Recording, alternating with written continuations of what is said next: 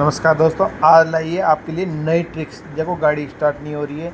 अब इसमें छोटी सी प्रॉब्लम है, सिर्फ एक छोटी सी प्रॉब्लम के कारण से गाड़ी स्टार्ट नहीं होती है। तो देखिए, इसमें ये जो है स्टार्टर कटआउट जो है ये काम नहीं कर रहा है प्रॉपरली।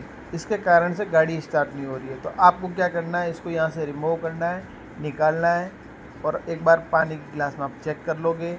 अगर एयर लीकेज हो रही है इसके कारण से ये स्टार्टिंग नहीं ले रही है। देखो ये चेक कर रही है लड़की, देखो आप, ये काम नहीं कर रहा मतलब अभी। तब इसको है ना थोड़ा सा पटक पटक के आप फिर दोबारा स्टार्ट करोगे तो गाड़ी आपकी स्टार्ट हो जाएगी। ऐसे वीडियो और चाहिए तो लाइक कीजिए, फॉलो कीजिए और सब्सक्राइब कीजिए।